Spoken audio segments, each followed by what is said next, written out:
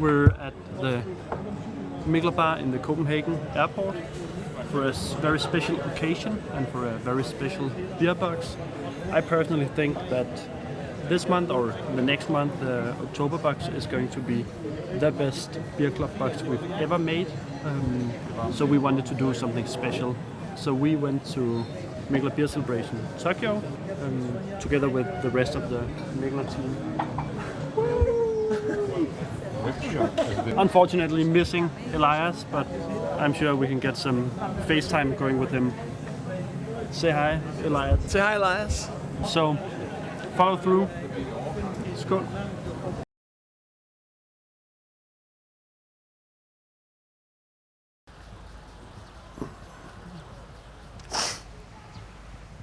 We arrived well in Tokyo a couple of days ago. Been exploring the city a bit, and now we're here at the Mikkeller Beer Celebration Tokyo. It's going quite magnificent. It's a wonderful location, as you can probably see. Everything is beautiful. I would say this is beyond my expectations. It's a freaking lovely festival. Oh. So the beer we're going to taste is the George by Mikkeller. It's a classic Mikkeller beer. I remember when I had Mikkel as a teacher in school, and he stopped as a teacher. He brought me a box of different beers, and the George were included in a 250 milliliter small cartoon bottle, and it was at that time the most disgusting beer I've ever had. Now I learned how to drink it, but it was probably the first craft beer I had, and I think it was at maybe 12% like this. Before that I had only had like Pilsners. And to help with this beer, we're going to talk with Larvik, which is a Norwegian brewery. And Larvik is where we brew most of our dark beers. I'm Dave. Moved to Norway 5 years ago to work with Larvik and the team from Canada. Been brewing there for the entire time and head of production and everything. So been quite involved in the Mikkeller relationships since we brew for them since I moved there. Yeah. So you have actually been brewing also, helping out on the Mikkeller beers for... This is the first Mikkeller brew that I brewed when I moved. Yeah. So, but let's give it a try. Yeah, please. It's I would say this probably wouldn't be my preferred beer for a weather like this. But I don't know. It's got a lot of sugar in it, so there's a lot of energy. Yeah, that's true. Yeah. And it's also good if you're hungover. Not that I am, but you're right. Me neither. You're right. Yes. Skål. Skål.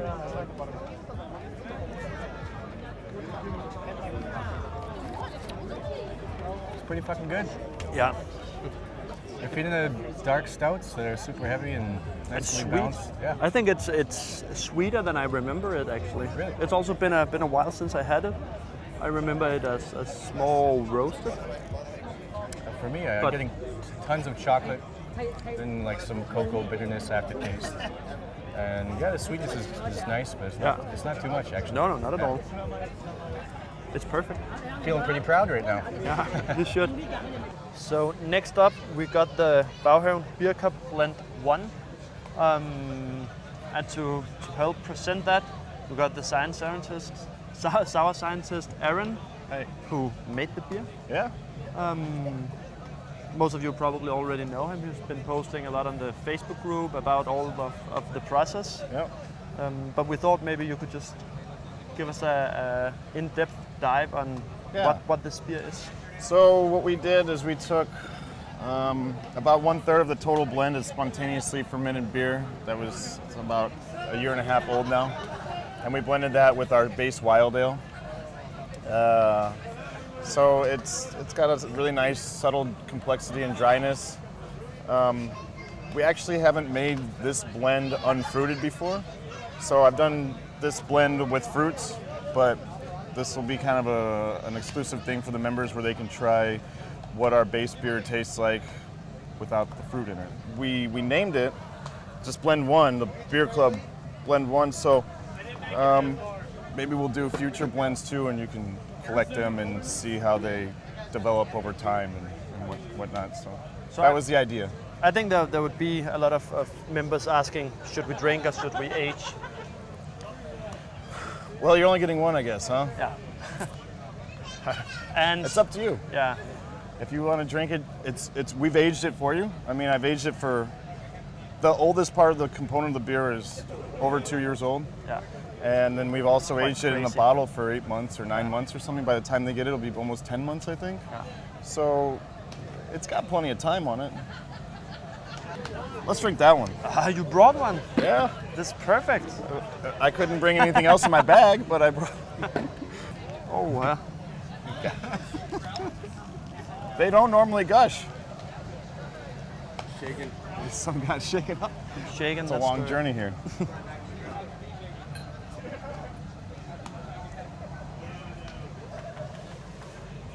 So you get a lot of that French oak character kind of right up front. And like dried figs and hay. A little dusty like cellar basement Yeah. character. It's not too sour. No, not at all. I think that's really nice. Lemony. The aroma is really distinct though. That spontaneous beer that we added in there, it got a really kind of crazy funkiness to it.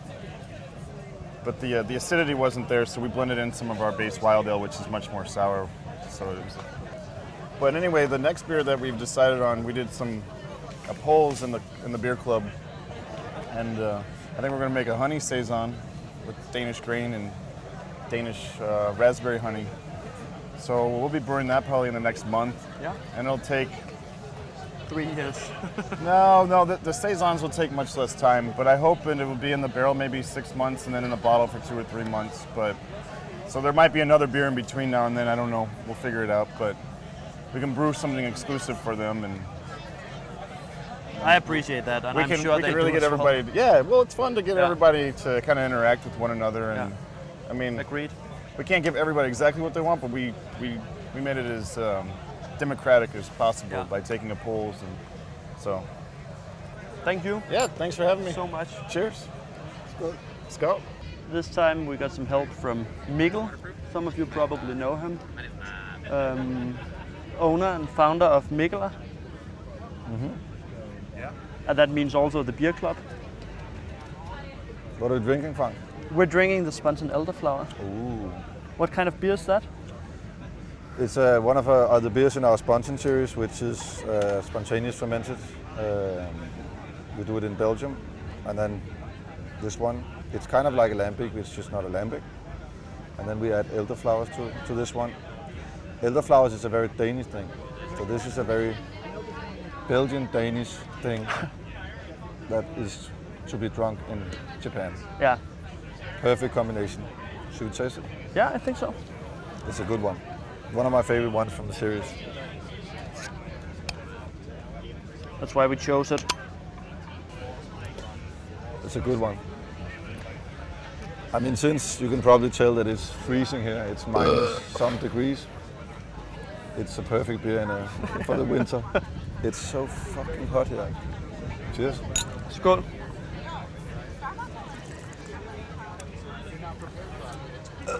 Good carbonation.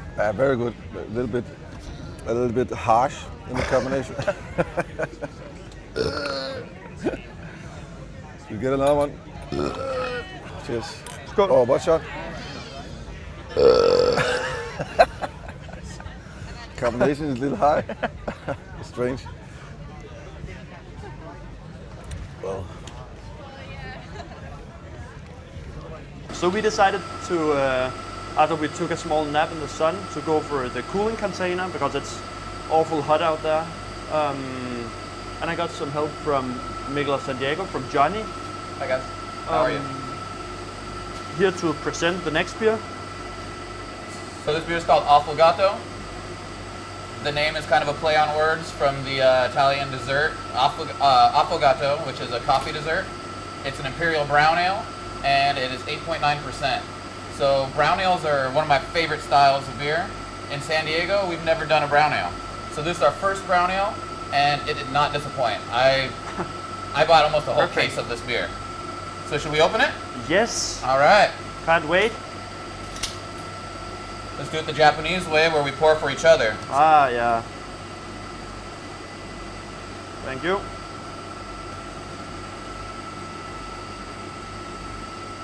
Thank you. Arigato. Skull. Skål. Yeah, that's good. Even in a different country, still delicious. What do you think of it? Like I said, brown ale is my favorite style. So it's nice and creamy, it's rich, it's almost 9%, but it's not very boozy. No. It goes down really smooth, and the coffee flavor is just really nice in it. I think the vanilla really... I got a lot of vanilla to it. Yeah, and the vanilla doesn't overpower the coffee either. It's a nice blend. If you have a friend that's a coffee drinker, they would probably go crazy for this beer. So the next beer is a collab between Untitled Art and Jagios. It's called Barley Shake. It's barley wine at 12% ABV. Perfect. Also the most perfect beer for this 30-degree weather, 100% humidity. And hangovers, not that I have hangovers. I'm gonna food pair it with a traditional Japanese dish. It's called donsa, or friga donsa. Donsa-san. We made them at our own food truck, the Mikkeller Tokyo food truck, right over there. And they taste kind of like Danish donsa, but in Denmark I wouldn't put like green stuff in it. I would put frikalet, which is a very famous Danish spice mix. It's like the traditional Mexican spice mix or Asian spice mix, and frikalet is the Danish spice mix. Back to the beer. Smells like a barley wine. And tastes pretty much like a barley wine as well. And I gotta be honest, barley wine is not my favorite style of beer. But I would say at 12% ABV, this actually does a quite good job. It's not very boozy, it's very easy drinkable.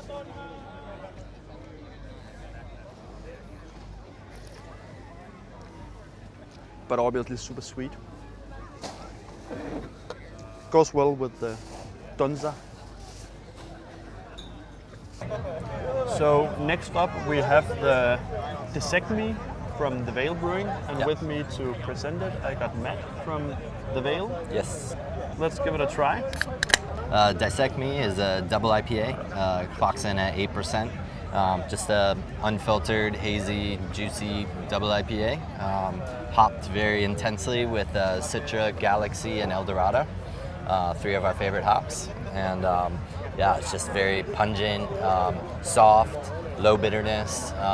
Just a very awesome, easy drinking, fruit forward without fruit double IPA. Yeah. That sounds good. Should we try? Yes, please. Cheers. Cheers. Yeah, it's very fruity. Yeah, very Really grapefruit. good, yeah. Yeah, kind of just like pithy, fleshy grapefruit. A little melon on there too. Just really, really nice. Nice kind of like dankness to it, you know. It's incredible. Thank you. I mean that. Thank you so much.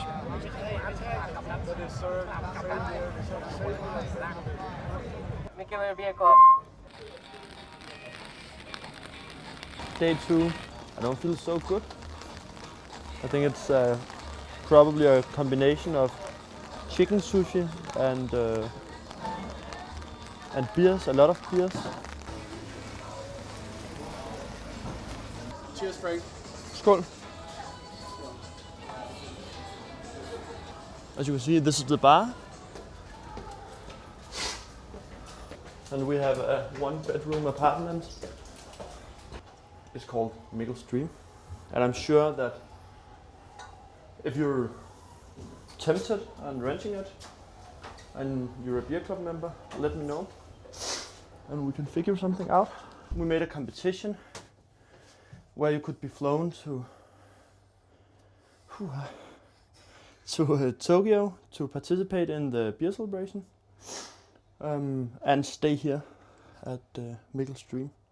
It's small, but hey, we're in Tokyo. There's a toilet, a non-high-tech toilet.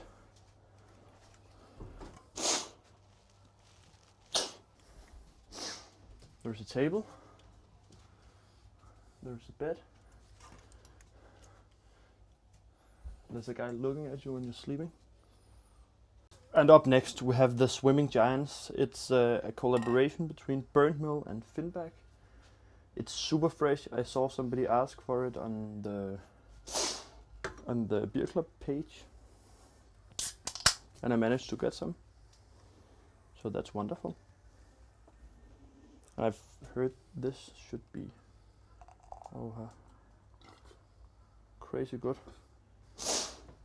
It's at 8% ABV, double IPA.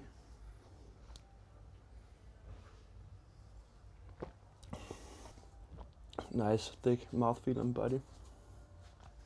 This is a great beer. Slight hint of booze, but that's perfect.